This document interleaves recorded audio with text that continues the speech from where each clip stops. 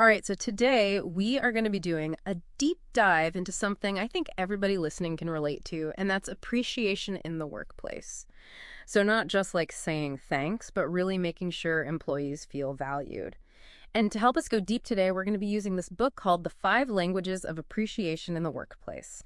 And there was this one anecdote from the book that really kind of stuck with me, and I thought it was such a great place to start.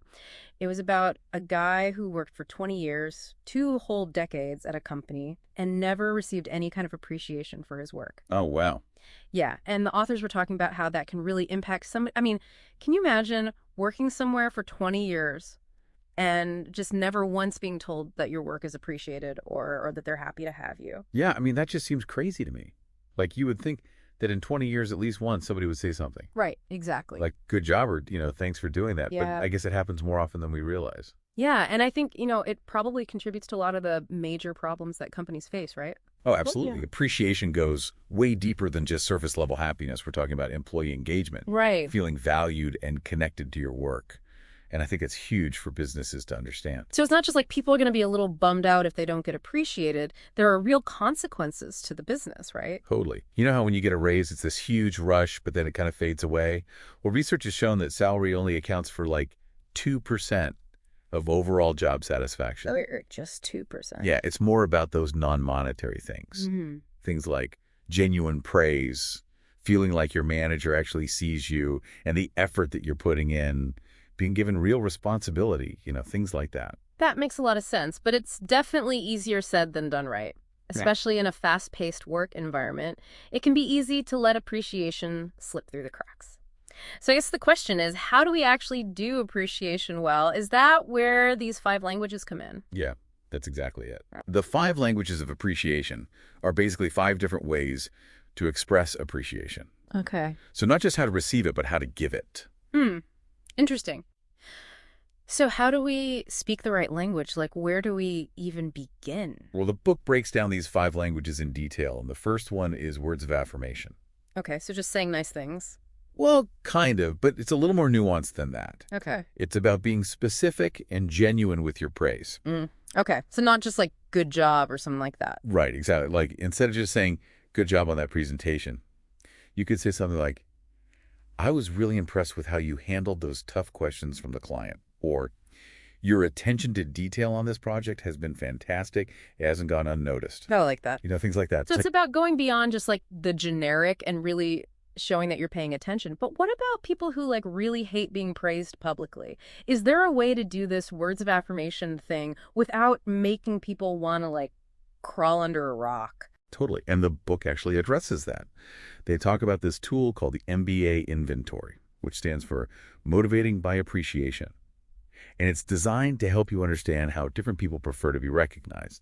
So it can help you tailor your approach to each individual. So instead of just assuming what someone wants, we can get some actual data to back it up. I like that. Okay, what's the next language? The next one is quality time.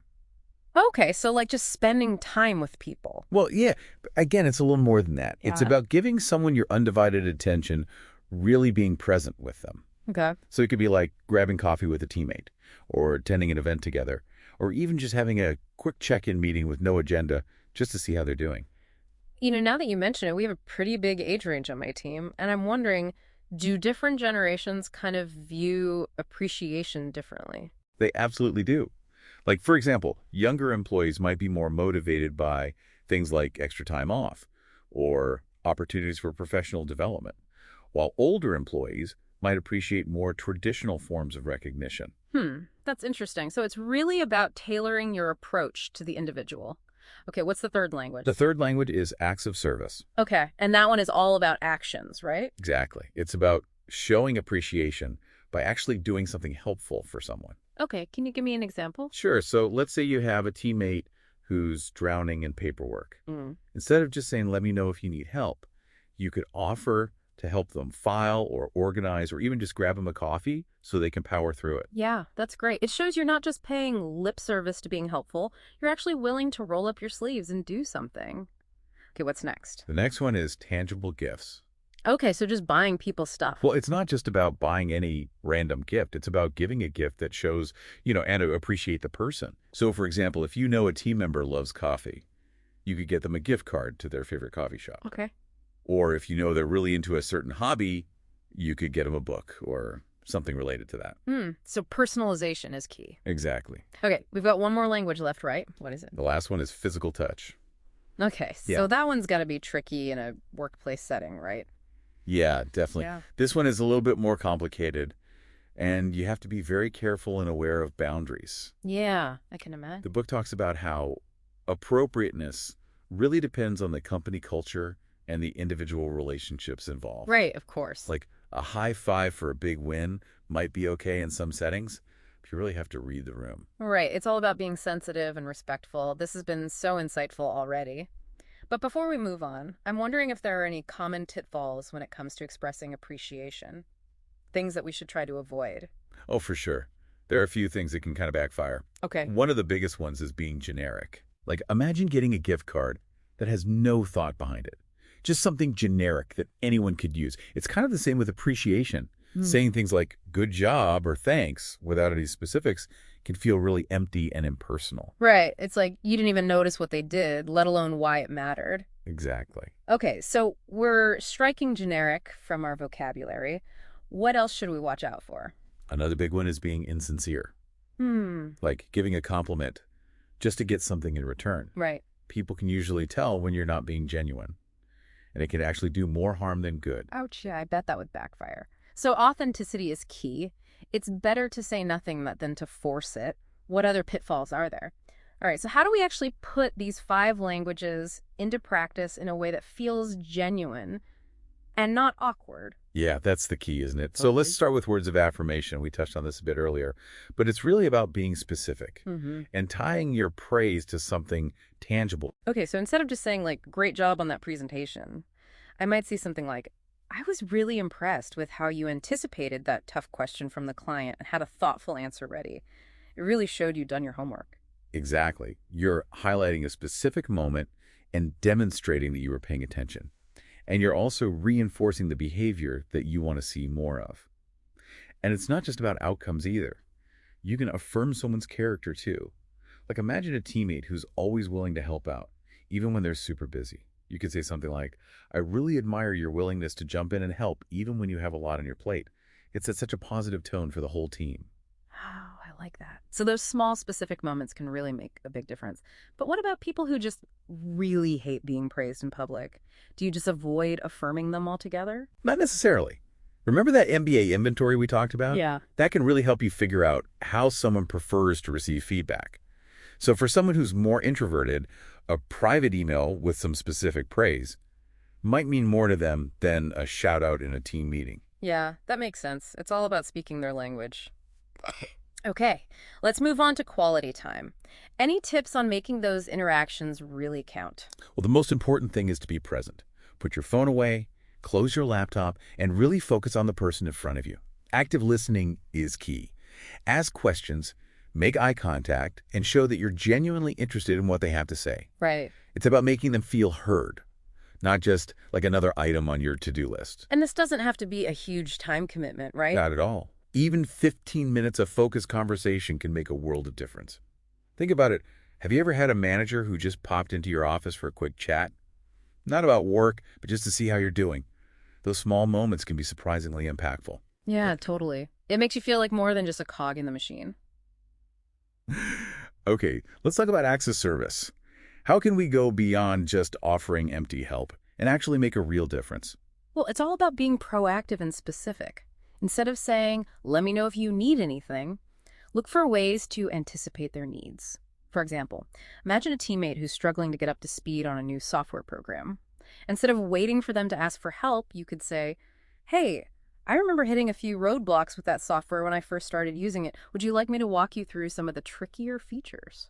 Right, so it's about taking initiative and offering something concrete, not just putting the burden on them to figure out what they need. I like that. Yeah. Okay, what about tangible gifts? This one feels a little trickier in a professional setting, but Yeah. I'm curious to hear your thoughts. Yeah, you're right. It can be a bit tricky. But the key here is personalization.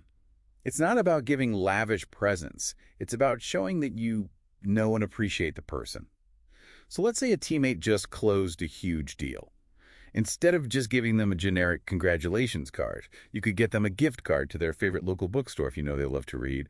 Or if they're a big coffee drinker, you could get them a bag of beans from a fancy roastery. Something like that. It's like you're going on a little treasure hunt to figure out what would really delight them, and that effort in itself is a form of appreciation.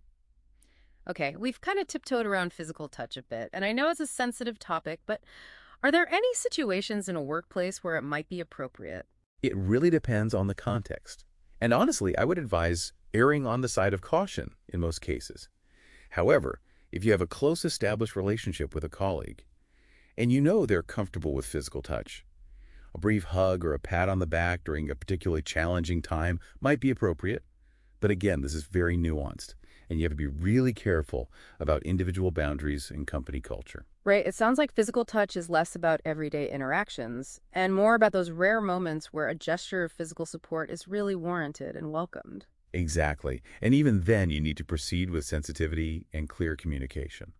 So we've covered a lot of ground here. And I think it's important to circle back to something you mentioned earlier, those common mistakes that people make when trying to express appreciation. We talked about being generic and insincere.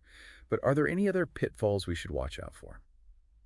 Yeah, I'm all ears. I want to make sure I'm not accidentally sabotaging my efforts here. One trap that people often fall into is being too outcome focused. It's like they only celebrate the big wins, and they forget to acknowledge the effort and progress along the way.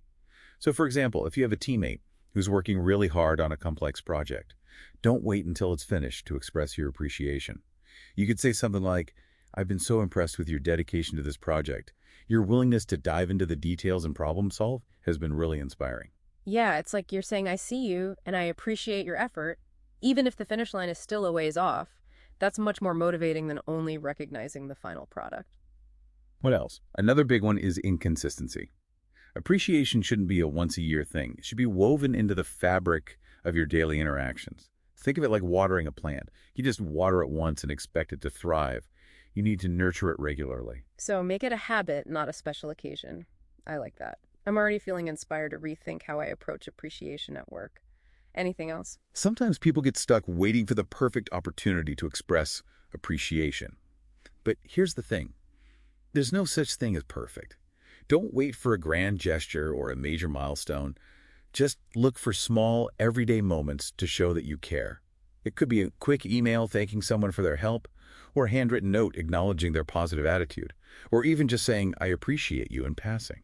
It's about creating those moments, not waiting for them to magically appear. I love that.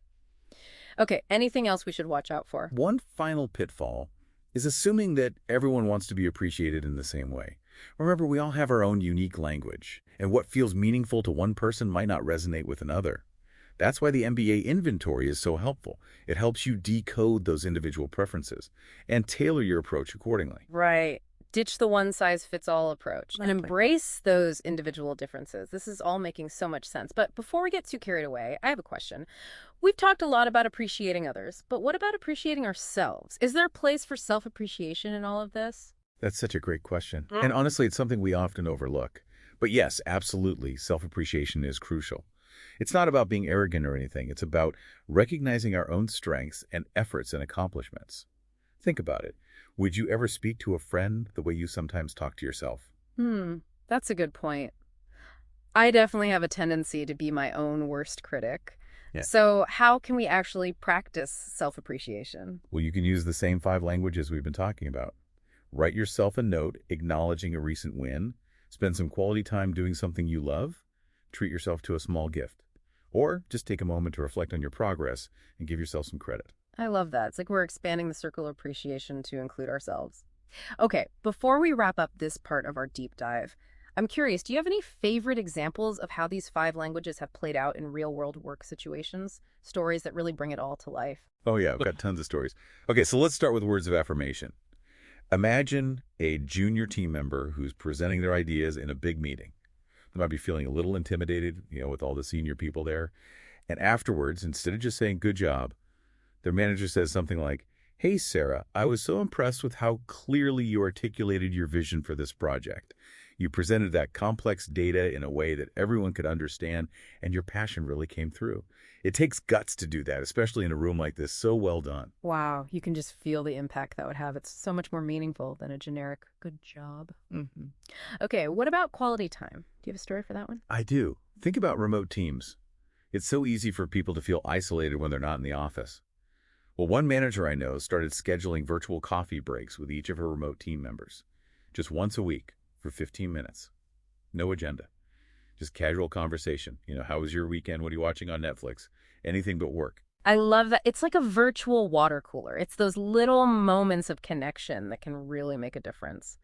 Okay, what about acts of service? Oh, I saw this one firsthand with a colleague of mine. She was amazing at her job, always going above and beyond to help others. But she was also terrible at setting boundaries, and she ended up taking on way too much, and she was burning herself out. Her manager noticed this, and instead of just saying, you need to delegate more, he actually started looking for tasks that he could take off her plate. He even blocked off time in his calendar to handle some of the routine admin stuff that she'd been bogged down with. Wow, that's awesome. Actions speak louder than words, right? Exactly. Okay, what about tangible gifts? Okay, this one's fun. I used to work with a team that was obsessed with escape rooms. Like they were always talking about trying out different ones. So when they finally finished this huge project that they'd been working on, their manager booked an escape room experience for the whole team. Oh, that's so cool. It was a huge hit. It showed that he was paying attention to their interests. Yeah. And it was a fun way to celebrate their success and, do some team building. Yeah, it wasn't just about the gift itself. It was about creating an experience. All right, last but not least, physical touch. Yeah. You mentioned this one can be a bit of a minefield, but are there any examples of it being used appropriately in a workplace? I can think of one, Yeah, but it's important to say that it's very rare. yeah, And it requires a lot of trust and awareness. yeah. I once saw a situation where a team member had just received some really bad personal news. And their manager, who was very close to this person and knew they were comfortable with physical touch, offered them a brief hug, just a gesture of support. Yeah. It wasn't about being unprofessional or anything. It was just a human moment of comfort. That's a great example of how, in the right circumstances, physical touch can really convey care and support in a way that words just can't. But I can also see how easily that could be misconstrued if it wasn't handled with a lot of sensitivity. Oh, absolutely. You have to be very careful with this one. This has been such a fascinating deep dive. I'm already thinking about how I can apply these 5 languages at work. Any final thoughts for our listeners before we wrap up? I would just say that appreciation is so important. It's not just a nice to have. It's a basic human need. And when we make the effort to express appreciation in a thoughtful and sincere way, it can create a ripple effect.